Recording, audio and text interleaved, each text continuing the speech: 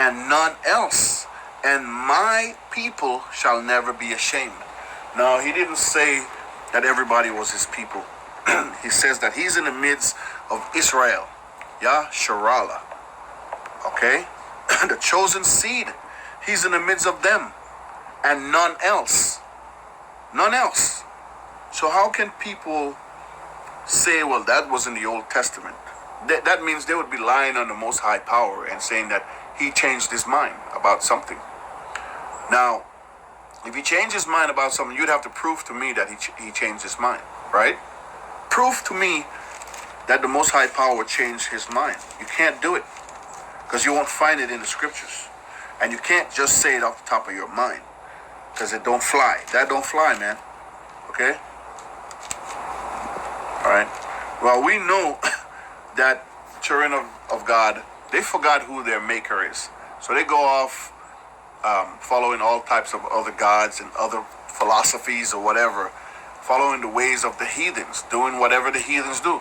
They celebrate Christmas, they celebrate birthdays, they celebrate all those things. The Lord, our power, never asked us to do these things. Matter of fact, he tells us not to in Jeremiah. He says, follow not the ways of the heathens. Choose none of their ways. You're not supposed to choose anything that your oppressor gave to you. You're not supposed to choose none of their ways. Okay? None of them.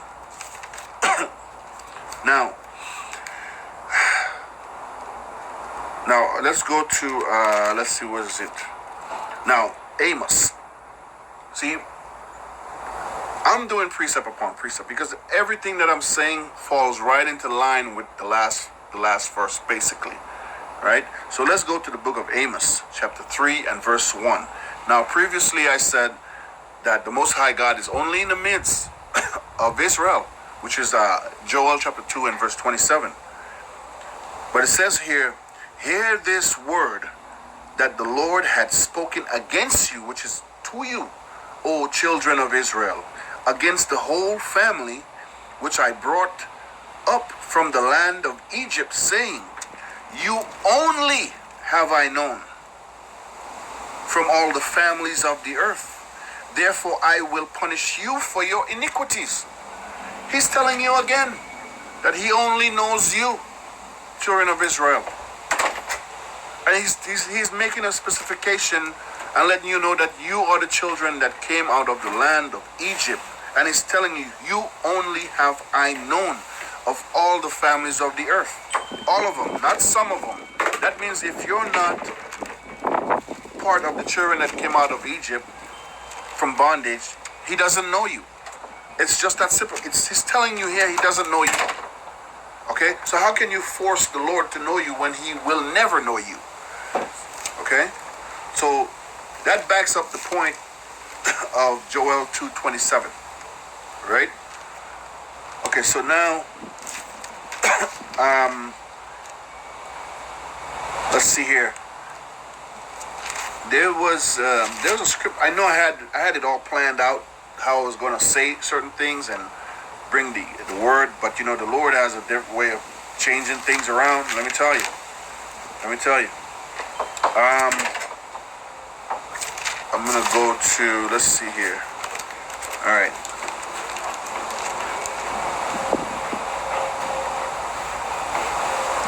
Okay. Let's see. All right. Okay.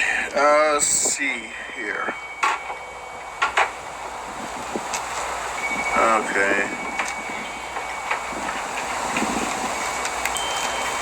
Well, so I'm going to jump into the book of Matthews. Okay. Matthew chapter 10 and verse 5 and 6. It says here, these 12 Yahushai sent forth and commanded them, saying, go not into the way of the Gentiles, nor and into any city of the Samaritans enter ye not, but rather go to the lost sheep of the house of Israel. So you know the Lord is telling you here to go to he's telling the 12 disciples to go to the lost sheep of the house of Israel, the chosen seed, the ones that the Lord know only, not to anyone else outside of the chosen seed. He said that Israel is his inheritance. So if we're gonna keep with what the Lord says, we can't go against it, right? Now, it says here. Now he's talking to us in verse 14, and he says, "And whosoever shall not receive you, nor hear your words, when ye depart out of that house or city, shake off the dust of your feet." So he's telling you, just shake off your dust. That means forget them. Don't worry about them. So in verse 15 it says, "Verily I say unto you, it shall be more tolerable for the land of Sodom and Gomorrah in the day of judgment than that city." Okay? I mean, that city, mean that people that you went and talked to, if they don't hear you, it's going to be easier that what happened to Sodom and Gomorrah than what's going to happen to them. Basically. Okay? Now it says, "Behold, I send you forth in the midst of wolves. Be therefore wise and as serpents and harmless as doves. But beware of men, for they will deliver you up to the council, and they will scourge you in the synagogues." And they do that. They will scourge you. They will say stuff at you in them churches. A person like me can't go in a church. They will not allow me in a church. I know that for a fact. Okay? "And ye shall be brought before governors and kings for my name, for my sake, for a testimony against them and the Gentiles." So why would we be making a testimony against them and the Gentiles? Because if we're testifying against the Gentiles, that means the Gentiles don't have a place in nothing. They're going to be destroyed. Okay?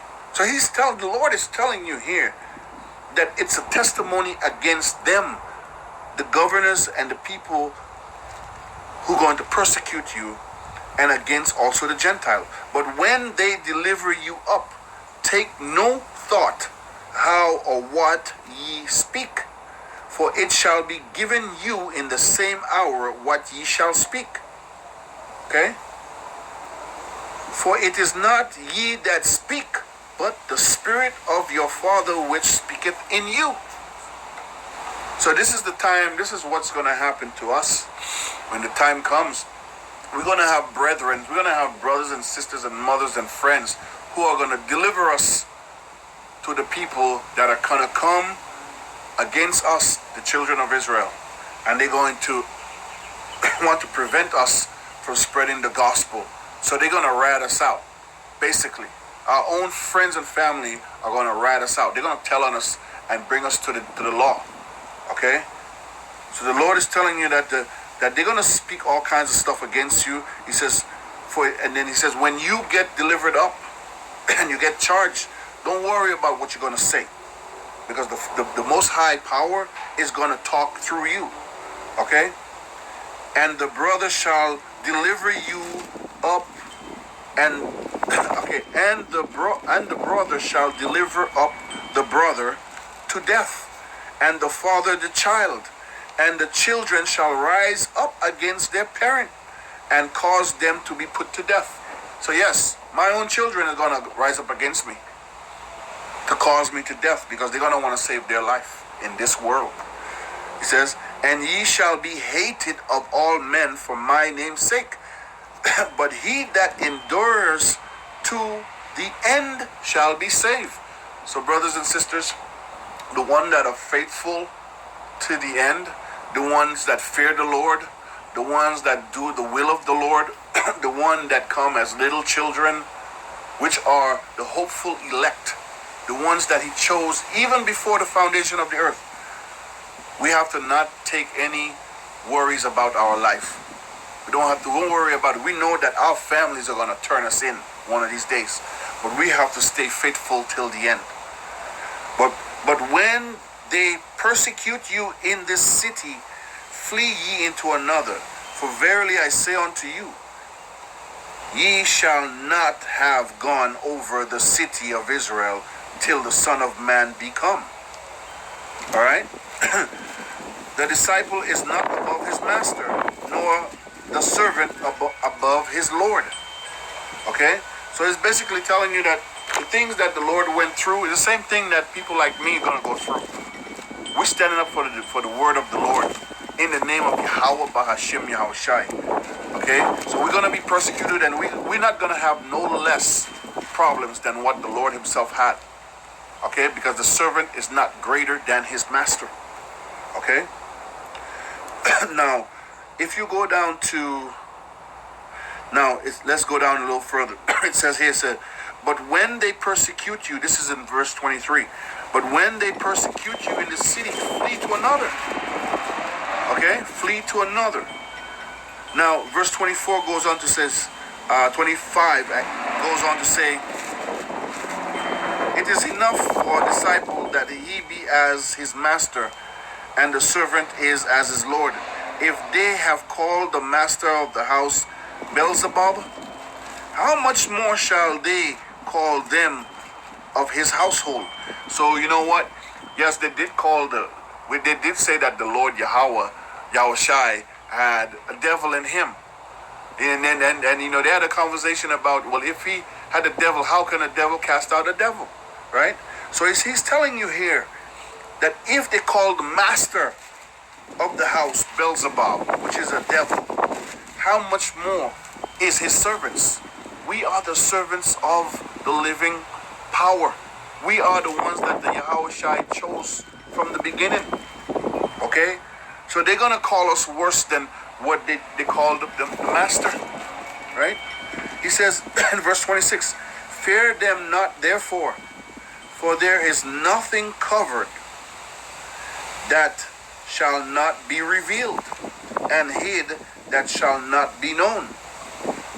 What I tell you in darkness, that speak ye in the light, and what ye hear in the air, that preach ye upon the housetop. And fear not. Not one of us, all of us. Not one. Verse 28, and fear not them which kill the body, but are able to kill the soul, but rather fear him which is able to destroy both soul and body in hell, in the grave. Right? That's right. So that's what we have to prepare ourselves for. We have to prepare ourselves for the problems that we're going to face ahead of ourselves from even our own families. All right. So, anyways, I want to end this lesson by saying all praises to Yahweh, Bahashim Yahushai, Bahashim Rakakwadash, and I hope it was enlightening to whoever it is that's supposed to find the truth. I hope you find it in truth and sincerity. Do your homework. Study to show yourself approved. Okay, and don't give up. All right, keep in the faith. Do the laws of the Lord to the best of your ability. Okay, and keep in righteousness. Shalom.